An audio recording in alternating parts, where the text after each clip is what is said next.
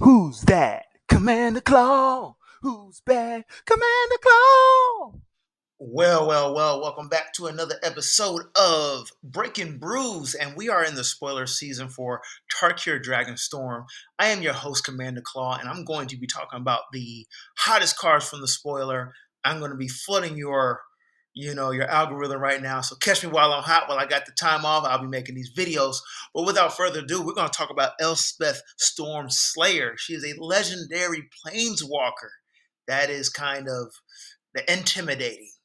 I will tell you right now, I will be adding removal, okay, in the form of where it says destroy target, such as like a lightning bolt deals 3 damage to target, or a spell that says destroy target planeswalker or remove loyalty counters from planeswalkers.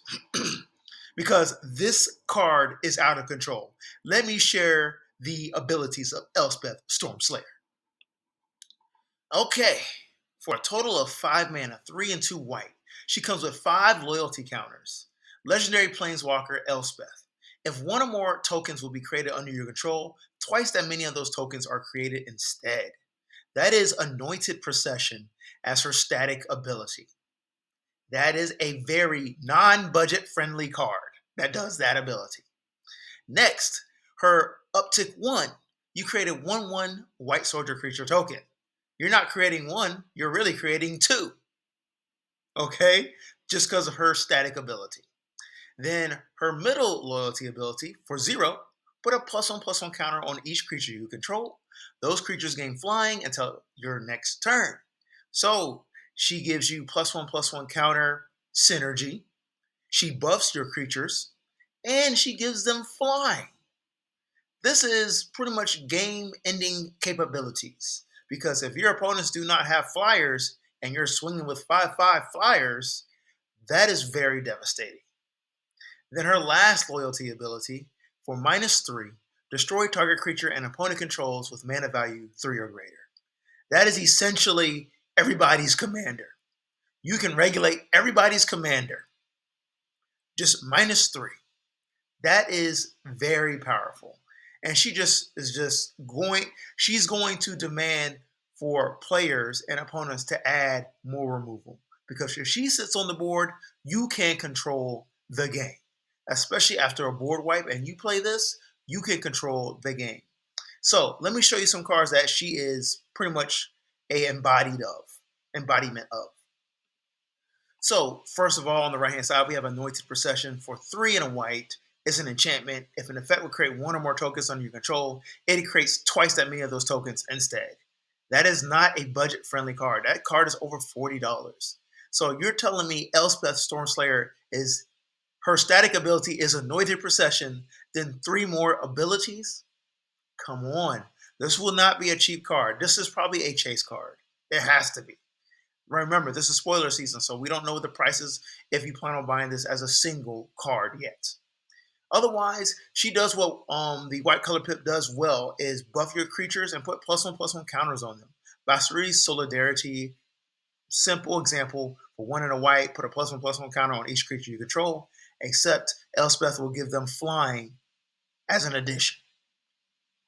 If you plan on creating tokens with a wide board where you got creature tokens and you want to deal damage, giving them flying is just a win-win scenario. So with that being said, I have a bunch of commanders that you should add her as the 99 in. Let's talk about them.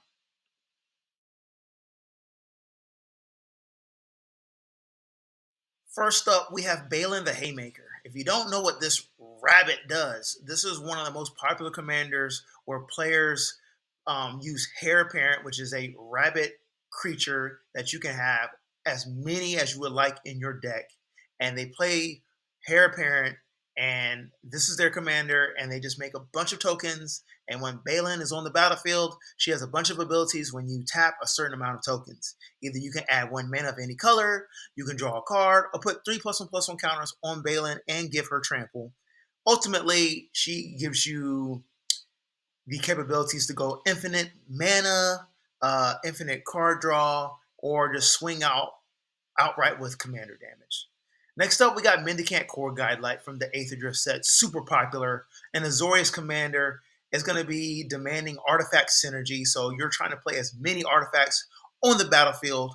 Also, you have to be conscious of the start your engines mechanic, so you're trying to deal damage to your opponents on your turn to increase your speed, ultimately getting you to the ultimate speed of 4. And when you do, you can cast artifact spells and create a token of the artifact spell. And if this is paired with Elspeth, you're making twice those many artifact tokens.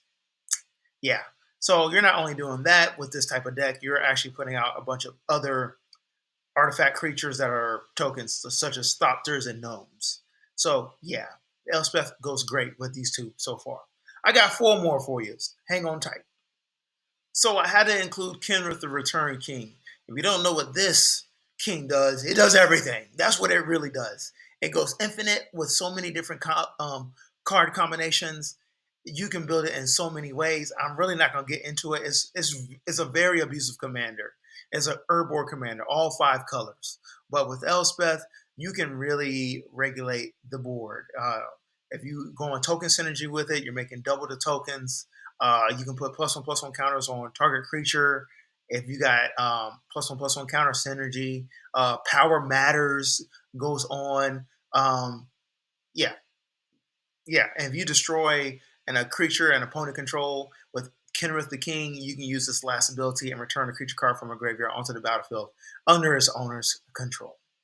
Yeah, it's also pretty good because some players like to put their commander in the graveyard once it's been destroyed, and they can reanimate it that way. So if you have Kenrith the King, you could reanimate their commander. But then they have the option of either letting you have their commander or putting it back in the command zone. Either way, you put them in a pickle. Next up, we got Temmet Naktamun's Will, the most popular zombie commander or zombie tribal commander. Hashaton is very popular. It is a zombie commander. But anyway, Temmet is another Esper zombies commander where you're going wide with zombies. This one has an attack trigger and it encourages you to attack, to draw cards, and draw a bunch of cards to buff up your board of zombies when you attack. And heck, if you have Elspeth on the battlefield, what's worse than zombies that can fly? Nothing else. Nothing else. That's why I wonder that blue card, the Incarnation, is such a powerful card because people trash it in their graveyard, and then all of a sudden, a bunch of zombies have flying. What do you know? Moving on to 2 more cards for Elspeth Stormslayer. So, Voja, Jaws of the Conclave. You already know this wolf is a menace. It has Vigilance Trample Ward 3 on a 5/5 body. Essentially, what happens is this is an on-site kill commander, but the Ward 3 is so high that opponents are literally losing a turn if they plan on removing your commander, which is Voja. This Voja is the reason why players start playing stacks. So you can't cast your commander. That's why. But unfortunately for them, this one plays green and it has synergy with elves. So making mana is going to be fairly easy. And the more elves you control, the more +1/+1 counters you get to put on creatures. And the more wolves you control, the more cards you can draw with Voja. So yeah, this is an on-site kill commander. Elspeth works well with it because if you're rolling with elf tokens, you're doubling the amount of elf tokens. You get to put additional +1/+1 counters on Voja, and your board goes wide and it goes flying. Yeah. Next up, we got Brea, Ethereum Shaper. This is another powerful commander. She has so many different. First of all, she's super unique. She's the 4 colors: white, red, blue, and black. I forgot the name of that color pip. Write in the comments section below if you remember what it is. Uh, she goes infinite with a bunch of color combinations. She's an artifact commander. When she enters the battlefield, you put 2/1/1 blue thought to artifact creature tokens with flying. If you have Elspeth, you're putting down 4, and you're just able to activate all of her abilities with ease. You can go infinite life, infinite -4/-4 on a couple players if you're able to generate the artifacts to do this. It's just a win-win. Win-win. Moving on to an interesting section called Planeswalker Support. I found some pretty cool cards that I didn't know about. So I'm glad to share them with you.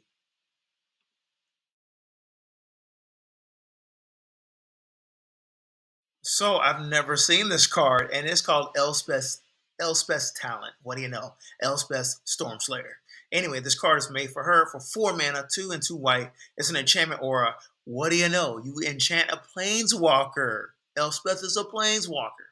Then it says enchanted planeswalker has +1, create 3/1/1 white soldier creature tokens. This is going to get out of hand. Instead of making 3, you'll make 6 and uptick 1. Then it says, whenever you activate a loyalty ability of an enchanted planeswalker, creatures you control get +2/+2 and gain vigilance until end of turn. It's its own army. It makes its own army if you attach this to Elspeth. So imagine this. You have Elspeth on the battlefield, attached with Elspeth's talent. You uptick 1. You create 6/1/1 white soldiers. Those 1/1 white soldiers get +2/+2 and vigilance until end of turn. All you need is haste. That's it. But, on the following turn, if you activated those previous 6, come on, man. 6, 12, 18, like, come on, man. That's game ending. These two cards are automatically going to win. Your board gets +2/+2, plus vigilance. Then you add the +1/+1 counters on each creature you control. Then they gain flying. What are we talking about here? This card is going to raise in value. I don't even know how much it is. It's probably like $1.50 right now because nobody knows about it. Moving on to 2 more cards. So we got Oath of Gideon for 2 and a white, legendary enchantment, easy. When it enters the battlefield, create 2/1/1 white core ally creature tokens. Okay, each planeswalkers you control enters the battlefield with an additional loyalty counter on it. So Elspeth initially starts at 5. If it's paired with Oath of Gideon, it starts with 6. And if you had this, like, come on, easy synergy, easy synergy. Moving on to Deification for 1 and a white. It's an enchantment that says, enters the battlefield, choose a planeswalker type. We're going to choose Elspeth. Planeswalkers you control the chosen type have hexproof. What do you know? Elspeth with hexproof. That is going to be bonkers. So your opponents can't target it.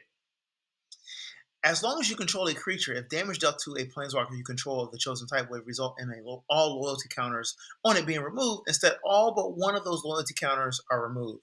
So in a way, you're saving Elspeth, and it will go down to 1 as long as you have another creature on the battlefield. Wow. Wow. Her +1 makes 3/1/1 white soldier creature tokens. Oh, that's so hard to do. Yeah, I don't even know how much this card is. It can't be expensive because nobody knows this card yet. Y'all gonna get to know this card after this. Moving on to my favorite card for Elspeth.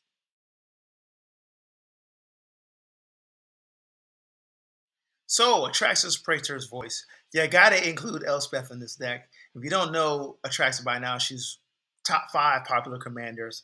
I own this commander myself. Freaking love this commander. It proliferates at the end step and is loaded with keywords.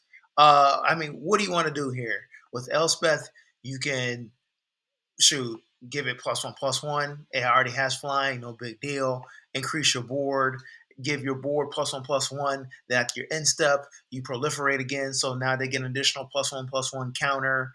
Then you got control with Elspeth and just destroy your opponent's creatures. Any creature that they plan on trying to block with their flyer, which is Atraxa. All their plans are going down to the graveyard, and you would win the game. Yeah. I should have a card on Atraxa sometime soon. Yeah. Yeah. Moving on to cards you possibly have missed.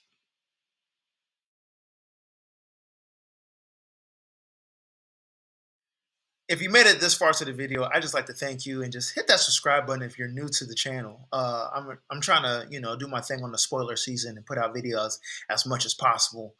Um, just to let you know, if you plan on playing Elspeth, your opponent should add removal. So the Elder Spell for 2 black, it's a sorcery. Destroy any number of target planeswalkers. Choose a planeswalker you control. Put 2 loyalty counters on it for each planeswalker destroyed this way. This is an awesome card, especially those players that are playing Atraxa and they are doing a bunch of planeswalkers.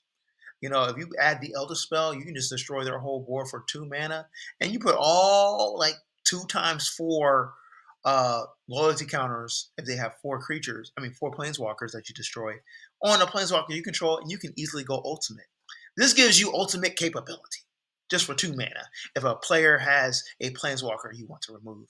So all of you Elspeth Storm Slayers, beware the Elder Spell. Thank you for watching this video. I'm your host, Commander Claw. Like I said, hey, hit the like button if you like this video. I'm out. Peace.